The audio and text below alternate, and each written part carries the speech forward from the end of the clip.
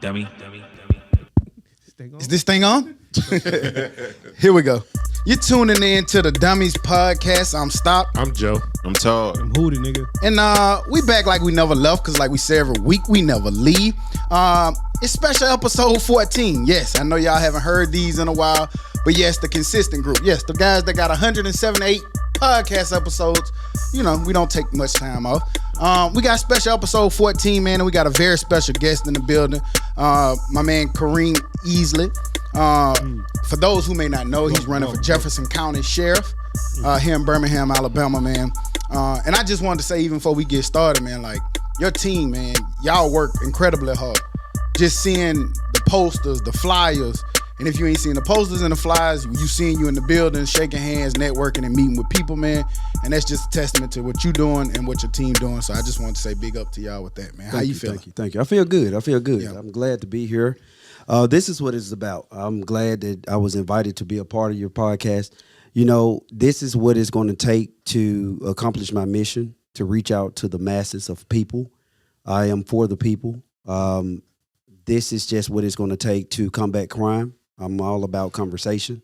And I think that conversation is the key to conflict resolution. Yeah. So once we continue to talk, once we do this for the community, then we'll be able to do what we need to do to go about our daily lives as productive citizens. Yeah.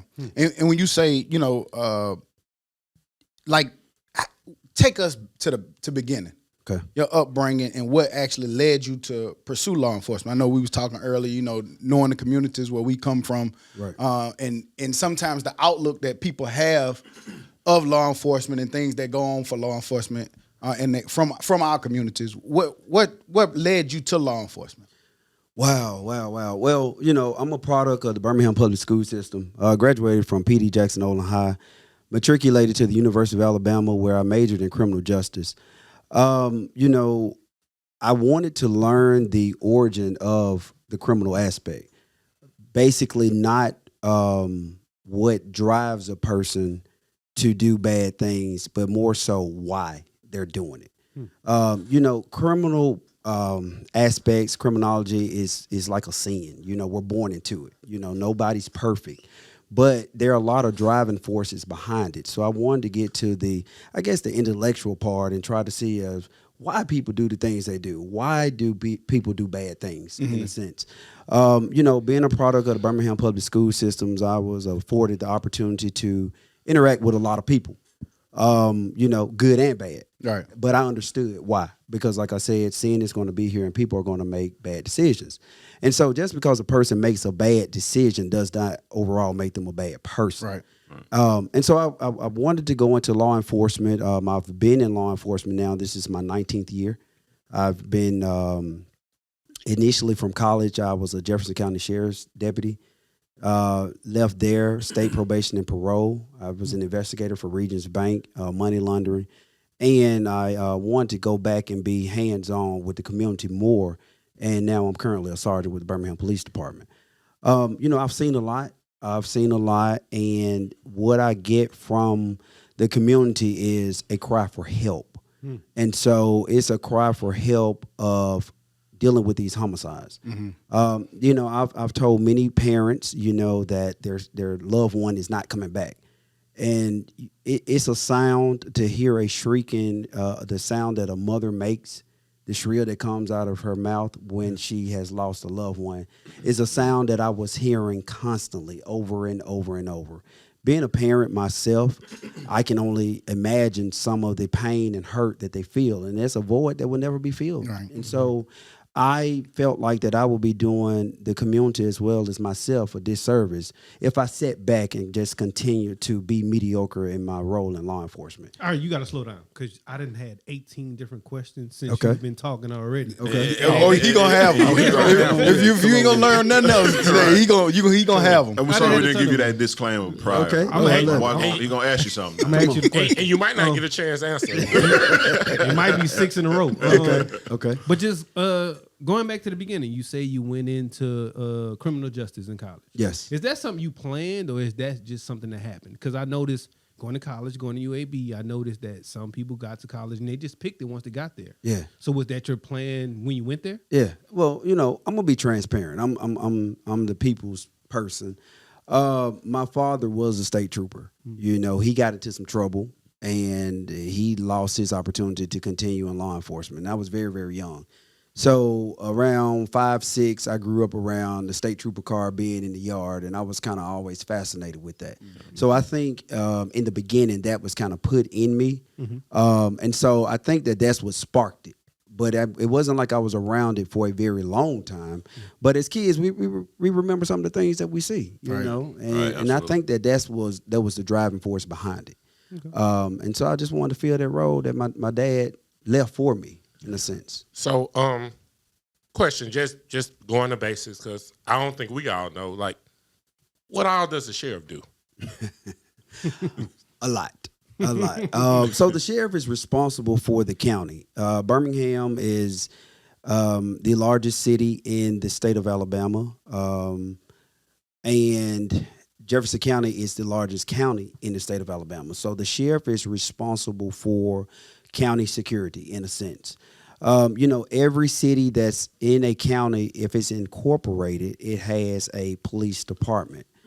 Unfortunately, a lot of the cities within Jefferson County don't have the funding, i.e. Fairfield, i.e. Centerpoint. I was just at Centerpoint City Council meeting last night and trying to assist them with their cry for help for security. And so when a police department kind of goes under or folds, it's the sheriff's responsibility to make sure that they're getting adequate security, regardless of the financial issues that they may have. So in a sense, the sheriff is responsible for the county. And when I say responsible, I mean responsible for everything for the county, as well as the county jail. We have county jail here in Birmingham, as well as Bessemer. And so it's a pretty big role. It's a pretty big role. Okay. Is there a way to fix that? The Fairfields and the center points? Yes. Money. Yeah. Money. Revenue. Where does that come from? Where does that come from? Good question. Private sectors, businesses. You have to make your city attractive to make people want to move in to spend money. Fairfield took a big hit once Walmart left a few years ago.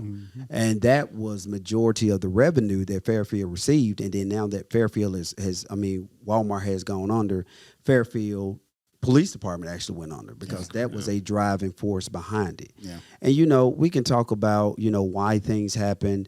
You have to make your community attractive. You have to make your community attractive to make people want to go through it. That's why I am an advocate and have done studies on blight. Blight brings crime as well as it lowers the property value, and no one wants to come where there's blight in the community. Slow down. Blight. What's that? Them little bad houses. I got some houses I want you to take care of. if you get elected.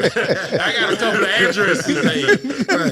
Right. Like, so, you just said it. Birmingham, one of the largest cities, and more than anything, one of the more urban cities that you may come across.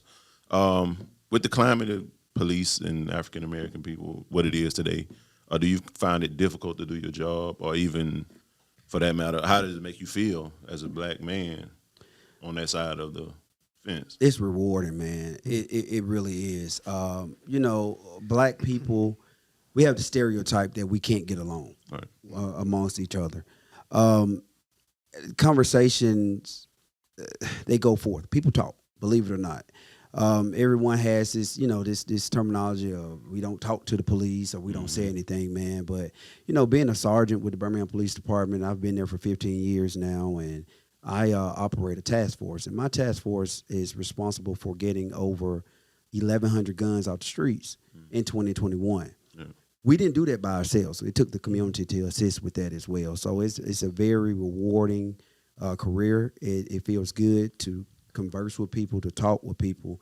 And a lot of people think, I'm much younger than when I am. And so going to the scene, you know, of a youngster's in trouble and, you know, there's some type of disagreement, they may say, I want to see the supervisor. I want to see the sergeant. You're looking at him. You're looking at him. How you doing? They're like, oh, man, it's, you know. Right. And so having conflict resolution skills matters a lot, man. Absolutely. And just to get out here and engage. So to answer your question, it's a rewarding thing. It feels good. I really love what I do. How do you get past that?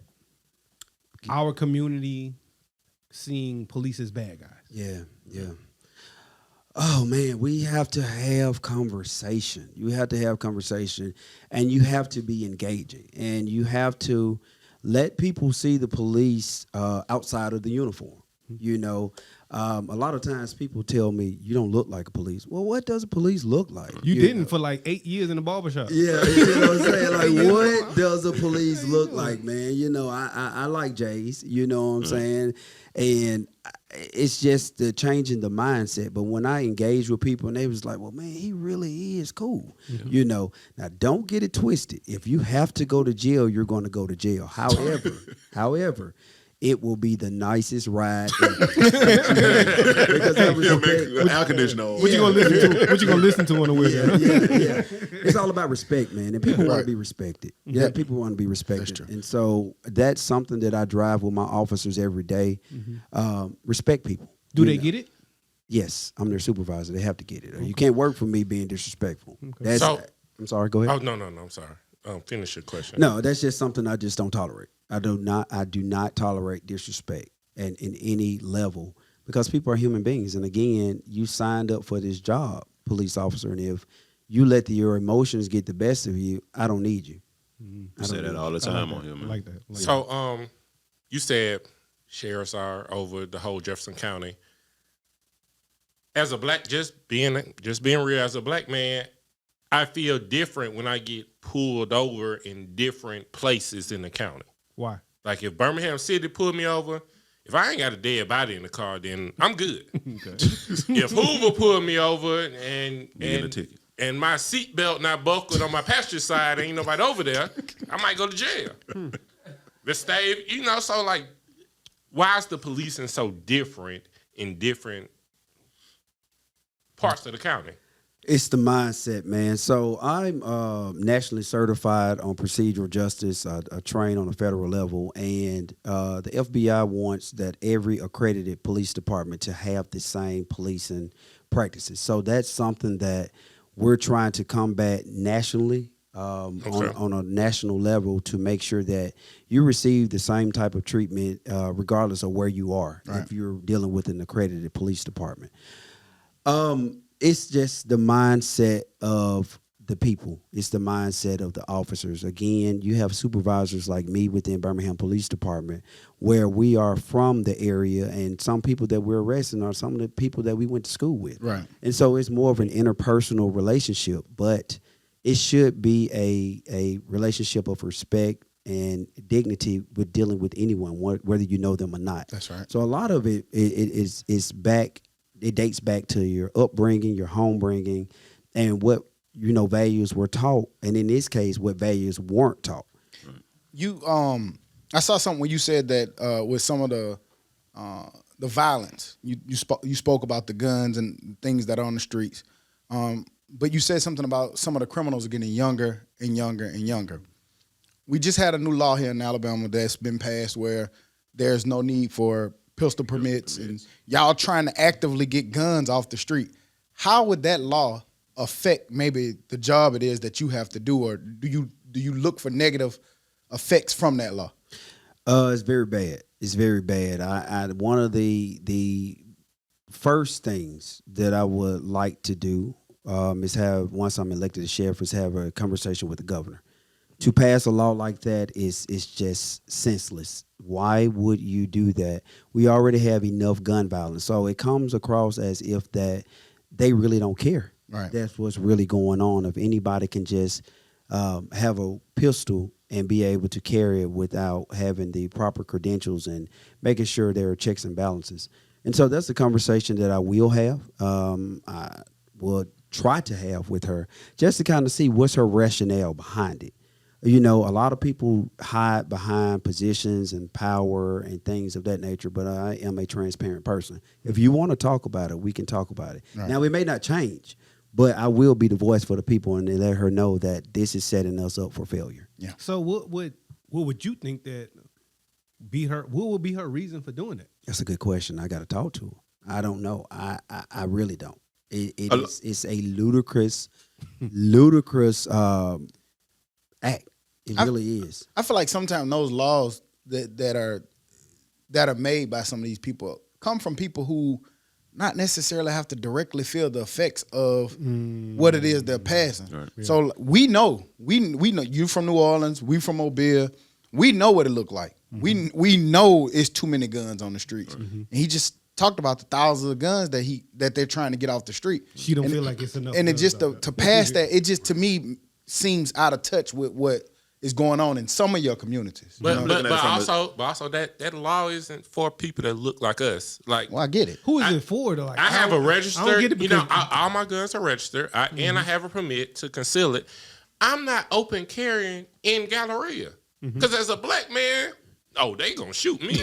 Like, bro, I'm trying to get some chinos out of the belt. I'm trying to get some khakis. Don't get no chinos. Don't get no chinos. Don't get no chinos, my boy. So, you mentioned one of your first things is wanting to talk to the governor. Yes. What's a couple of things that you want as soon as you want to hit the ground running? What are a couple of other agenda items that you want to tackle as soon as you get in office? As soon as I get in there, I got to get my personnel up in the sheriff's department. The sheriff's department right now, Jefferson County Sheriff's Department is down about 200 deputies.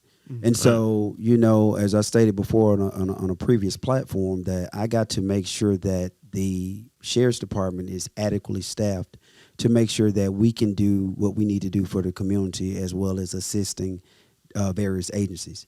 So if we don't have the personnel, then the people don't get the right type of work that they deserve. Stop right there. From is that resources or is that something else?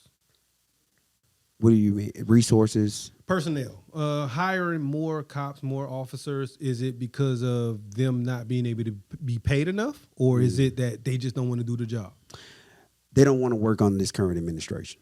We're just going to be real. It's the current administration. It's a lack of trust. It's false promises. It's lies.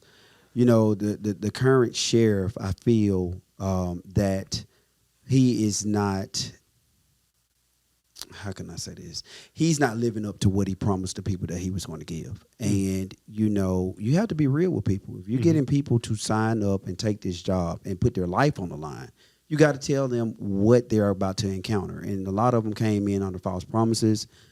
A lot of them came in thinking something was going to happen and it didn't.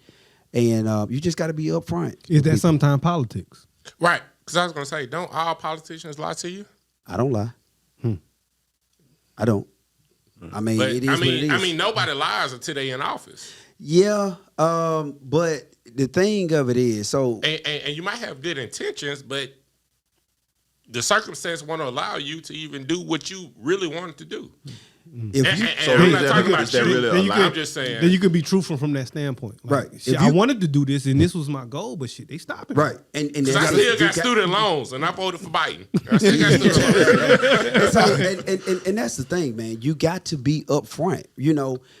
If you lie to people, you're not going to get away with it. So you may get away with it for the moment, but it'll come back around and bite you. I would rather tell a deputy, hey, man, I can't pay you $100,000 a year, but I can pay you $50. So it's either take it or leave it. If this is not for you, I appreciate it. Thank you for coming out, but I don't want to waste your time or mine. Yeah. And you got to be able to have a conversation with people. You got to be able to talk. You got to be able to relate.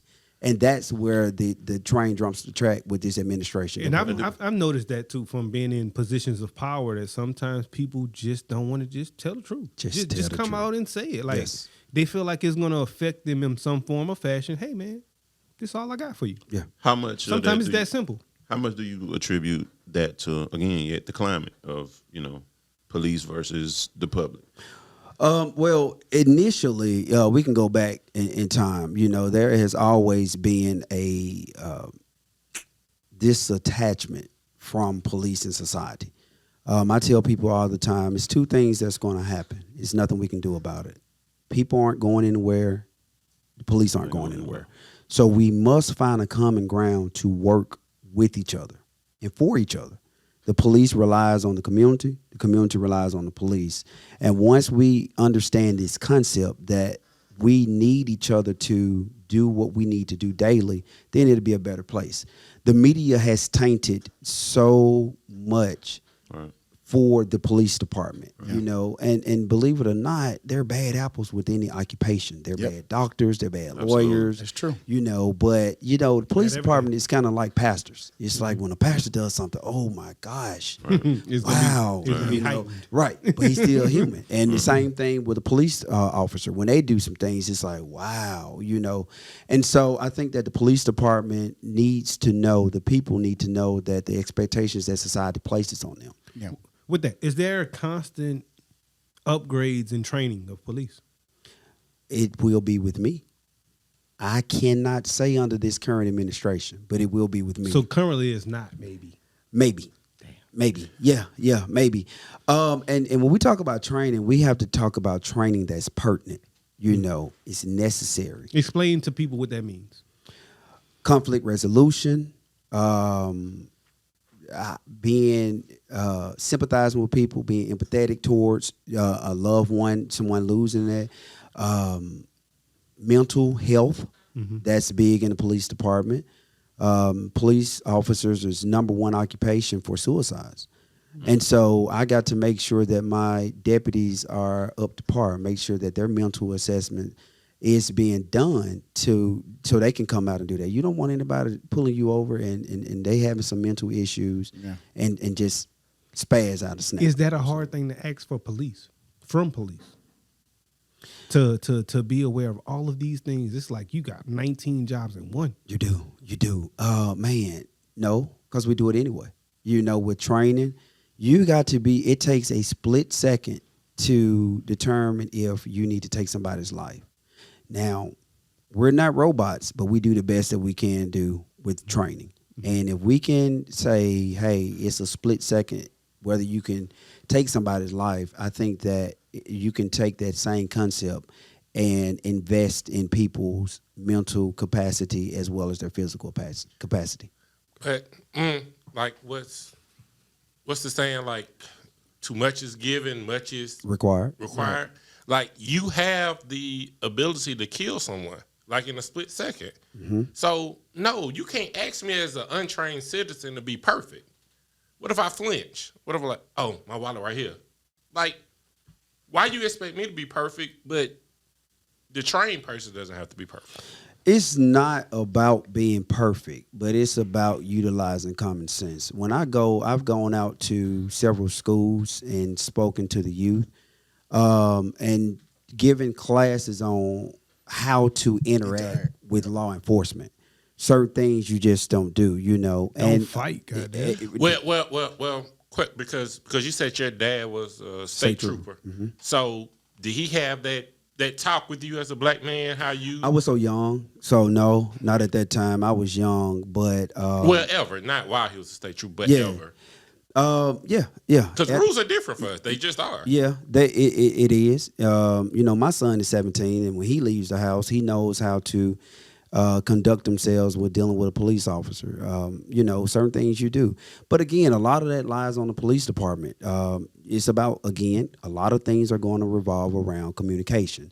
If a police officer is being very direct and effective on a traffic stop, then there's no room for error. For example, if I pull someone over on a traffic stop, the first thing I'm going to say is make sure you keep your hands where I can see, because guns don't kill, hands kill. So I would say in a polite manner, sir or ma'am, please keep your hands on the steering wheel until I conduct this traffic stop. What's wrong with how I said that? Very fair. Very fair. That's not always how it happens. And that's not. And so put your motherfucking hands up. And that's terrible. Yeah. But it happens. It happens. It's terrible. And again, there are bad apples in any occupation. And so it's on the community to let people know these bad apples that's out there. As the sheriff, I will make sure that that's not tolerated under my leadership. Yeah. And we've the only thing about the bad apples thing, and it's not you, it's right. police in general. The only thing about the bad, like, if it's a bad apple at Wells Fargo, then my bank account just messed up for a couple of days. If it's a bad apple with the police, then I might not be here. Right. So it depends on how you want to look at that, though. Yeah. Because I mean, you got bad actors from Wells Fargo who denied people the ability to get home loans. You don't know what that effect was. Yeah, but you still living. Right. Yeah, but I'm just saying, I see what you're saying. So, okay. Now, let's be real. And I don't think that any police officer wakes up and say, hey, I'm going to kill somebody today. Right. You know, by the law, there have been several times where I could have taken a life and been justified. Okay, we're just gonna be real with it. But I knew that this person was not trying to harm me; they're just trying to get away. And so you got to be trained, and you got to be aware of what's going on. Again, it's on the personal. It's on the persons, on the values that they have that were put into them. I don't want to have to take somebody's life, but I will if I have to.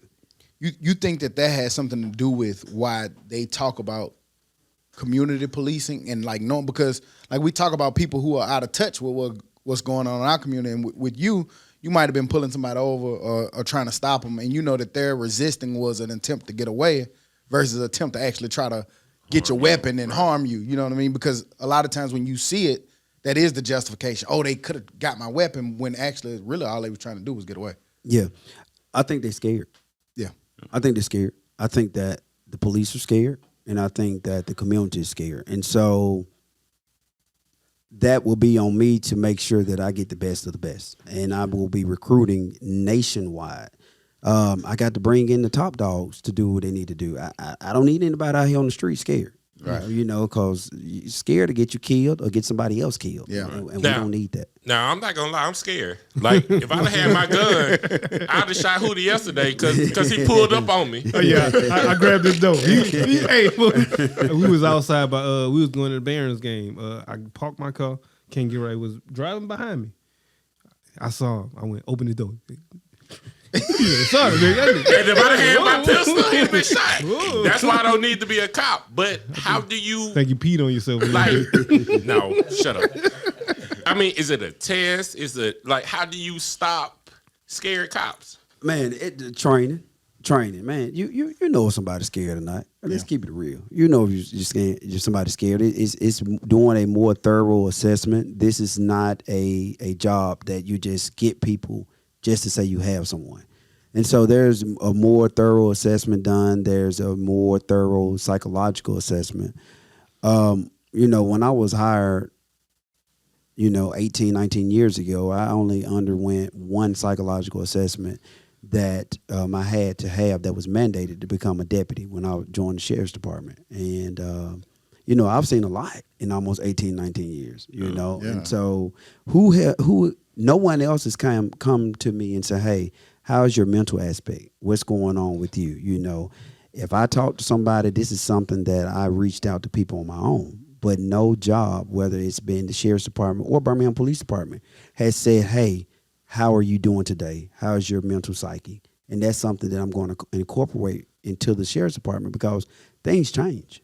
Things change. The first time that I saw a dead body, I'll never forget that. And I've seen hundreds at this time. Does it affect me? Yes, but I know how to channel it. And I don't want to ever be the person that comes on the scene and see someone whose loved one is deceased and it doesn't affect me. Yeah. Because that's the time that I need You gotta quit. Yeah. I gotta hang my badge up and let it go. And that's one of the worst things to see, but if you're looking at it from both sides, because when you have to tell a family member that, but this might not be your first death of the day. And like you said, you've seen hundreds, so you kind of like desensitized a little.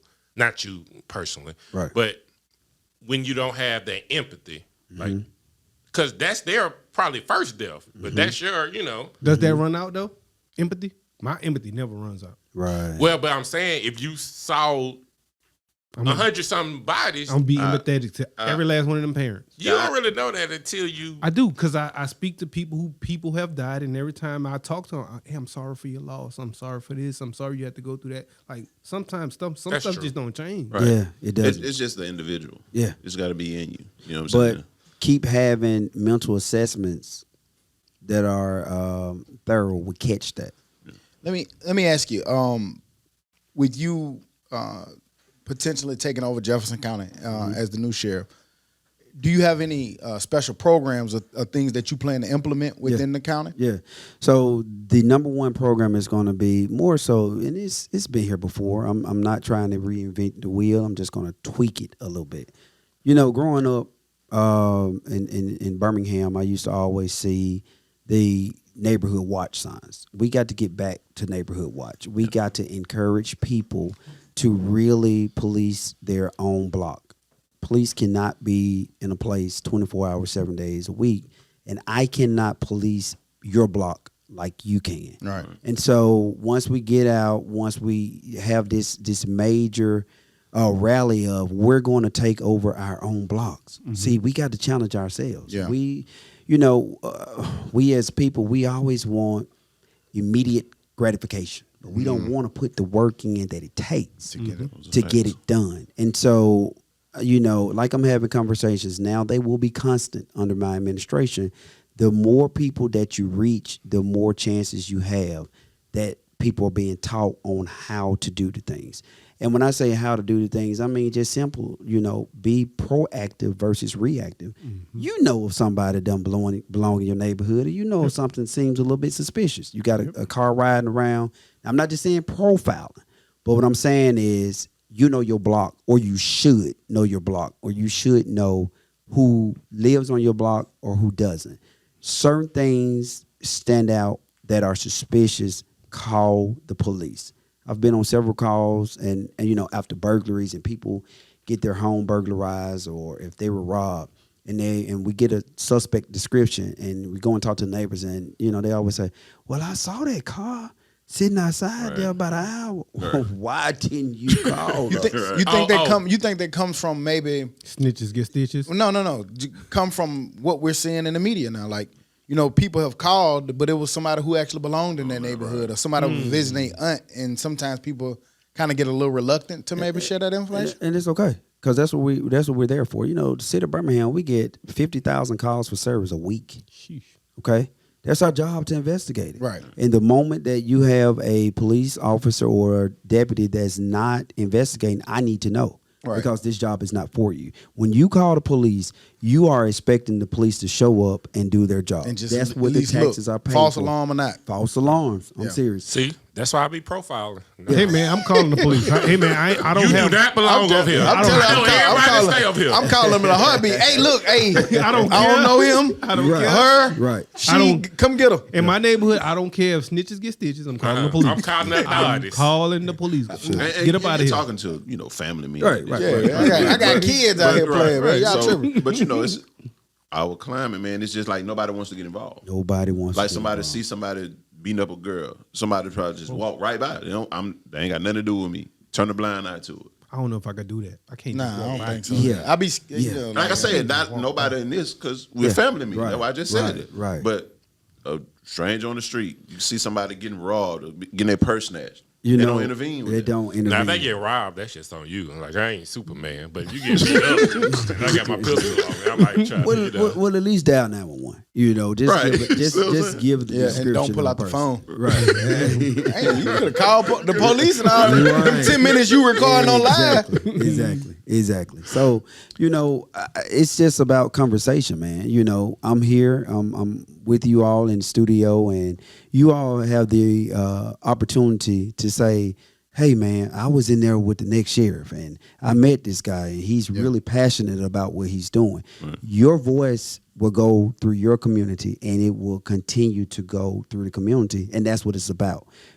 If I can talk to one person, I will feel great, just like I'm talking to 1,000. Yeah. Because now I've given you the charge. So it's on you to take it back to the community if you really care. Right. And that's the charge that I'm giving everyone, under the sound of my voice. What's the listening tour? What we're doing now. This is the listening tour. So we'll stop, boy, on listening tour. Yeah, this is the listening tour. Dummies. Yeah, this is the listening tour. So the listening tour is it is what it is. I really want to listen more. You know, I want to be able to tell you what can be done and what can't. But on the listening tour, I want you to tell me what you want from the sheriff's department. Now, a lot of times, you know, going out, it's all about, well, I'm gonna do this or I'm gonna do that.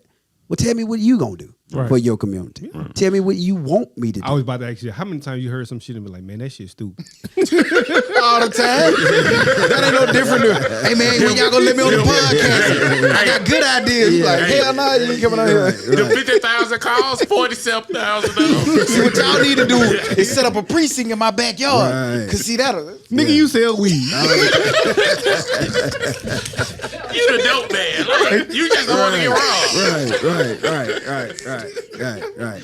No, the craziest thing I get, man, is when you get to become the sheriff, you gonna let me work for you. Let me work with you. What you do? What you do? What you do? Hey, sheriff, you gonna need a driver. Nah, I could drive. My feet and my hand were. That then you catch somebody at the store. Hey man, let me work in there. What you do? Yeah. Oh man, you know. Right. But any municipality, I did. That boy, Yeah, you did I did good. good on that word. He normally butcher a word. Now, you did passed the municipality. word. You did good. In Proud of you. Jefferson Don't say it County, again. like you got me on the tickets, right? See, there we go. There we go. Niggas, boy. Let me call my homeboy, man. We good. Hey, I know the sheriff. Like, Call him. Right. But man, like you said, man, one voice. We stream, man, every week to about 3,800 listeners now and growing. About 1,200 of that is right here in this area. So sometimes the crazy thing about podcasts, you don't know who listens to it. We'll walk into work and people will say, oh, I heard that episode. That was, and I don't even know these people listen. They've been walking past me. Right. So we do appreciate you, man, stopping in and spending time, taking time out your busy schedule to come and stop in with us and give your message and your thoughts to the people. But before we leave, Tell them where to donate at.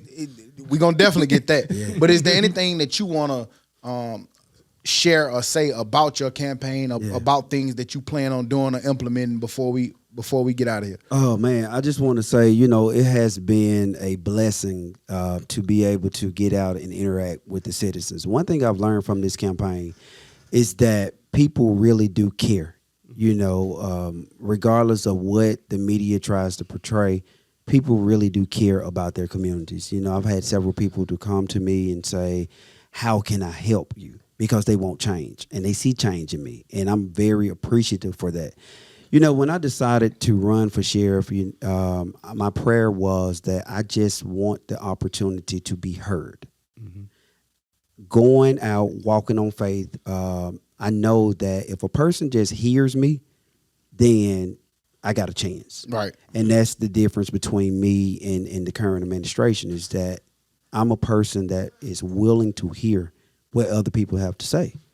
And I just want to say that I'm thankful for that, to be able to engage with people. I'm appreciative for this podcast and things like that. And, you know, when people vote me in on May 24th, know that you got a sheriff that cares, like seriously care, that's out here with the people, that have been out here with the people. This isn't anything I just started. You know, you may see me at a podcast and you may see me at a social gathering, but I care about the people. And that's something that people need to know about me. Yeah. I care about people. We saw you at both. Yeah. I'm human, you know. Again, what does the police look like? You know, exactly. You know what I'm saying? So that's it. I'm the people's person, and just know that on May 24th, I need your support. I need your prayers, till we can just take Jefferson County where we need to be, in a place that we have never been before. Have you thought about what to do from both sides of it? Like, if I win, what I'm gonna do? If I lose, what I'm gonna do? Yeah. Winning, yes. Losing, nothing will change. I'm walking in my destiny. Gotcha. I'm walking in my destiny. I'm going to continue to reach out to the people. God has afforded me the opportunity. I'm still going to be a police officer. Still going to be a sergeant. So I'm just going to go out here and work a little bit harder than I've been doing for the people. So you said May 24th. I'm glad you said that. That was one of my questions when it's the election. But I have two questions. Like, Okay. what does the sheriff change in the average person's everyday life? If I pick this person or that person, what does it really change in their everyday life? Or, their family members or whatever.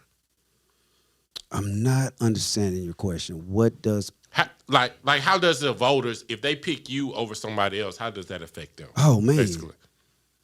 You ain't just hear everything I just said. The last hour, you were here for the last hour. Were you asleep?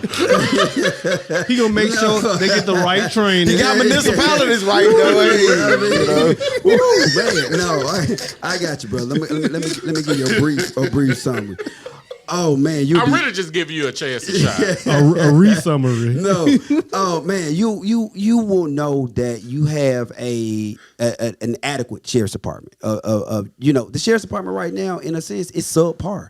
You are getting a subpar service, and you don't know unless you've been enlightened on that. And I'm telling you, coming from law enforcement, being a sergeant with the Birmingham Police Department, you are not getting everything you deserve from the sheriff's department. Making me your sheriff, you will know that you will get everything, and I will weed out bad apples. I'll be the main one to tell you. I tell my people all the time, I will fire you and go to lunch with you in the same breath, because this is business. This is not pleasure. You got to do what you got to do. You got to pay though. I do. I do. So May 24th is the date. May 24th. So to get people out, what else, not the people you going against, what else would be on the ballot on May 24th?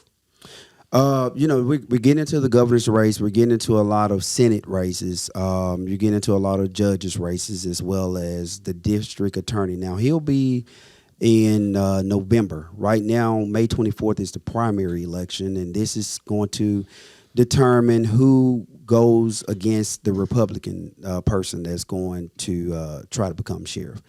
Glad we brought that up. But let me say this. My Republican opponent, we definitely don't want him in there. Republican opponent. I call him the boogeyman. Shit. What you all know now of what social media is painting is going to be implemented with this Republican opponent. But we'll talk about that a little bit later. Put me in place and let me go do battle with this guy. And that's something else. The current administration can't even live up to him. You got to have somebody that's able to go to war for you. Young fighter. It's gonna be a fighter. It's okay shaking hands and kissing babies and giving out turkeys. But when the boogeyman come, what you gonna do? Yeah. You got to have somebody that's adequate who can get up and fight the boogeyman. But I'm ready. Yeah. Arsenal ready. Some young blood. I say this, man. I've known you for years and years and years, right. But I've never had the full conversation like this with you. Yeah. I support you, bro. Thank you, man. Thank you, brother. Thank you. That's what it's gonna take. So, are you gonna be giving out free hot dogs anytime soon? Not turkeys, but hot dogs. I don't want no turkeys. Nachos. Right. Well, let me say this. I'll be giving out some free food. I got my last campaign fundraiser. It's going to be April 28th. I just had a birthday on April 20th. Happy birthday. Happy birthday, man. Give us a hand clap for the birthdays, man. They don't come often. Appreciate that. Happy birthday, man. Thank you. And so I got my last campaign fundraiser / birthday party is going to be April 28th. So we'll have some food there, man. Okay. Come on down. Okay. It's for the public. We're going to eat good. Where can people find more information on you, your socials, everything about your campaign, and any donations? Man, so first of all, I'm on every campaign. Every social media platform. Just put the name Kareem Easley in. My website is voteeaslyforsheriff.com. Again, that is voteeaslyforsheriff.com. You can learn all about me, my bio, what I'm for. And at the bottom of my website, you will see a place to donate. We are 31 days away from the voting. I remember when that started, we were in the hundreds. So I check this website periodically, and it's just a realization that it's time to really strap up my boots and get out here for the people. Yeah. Well, man, we appreciate you stopping by. We get past this part this is still a platform that you can come in and Thank you. go with the second part of your message. Like you said, if we have to go against the boogeyman or you want to, Let's come fight in and that talk nigga. about the boogeyman, come in and let us know, man. Yes, sir. As long as we get the invite to the victory party, baby. I'm We telling in you, there. absolutely. Yeah, we I'm in ready to get suited, baby. I'm coming, look, he coming in there with his ticket. Hey, man, Hey, fix this. And on that note, man, we'll be back next week like we never left, because like we say every week, we never leave. You dig? Bye-bye. You. Thank you.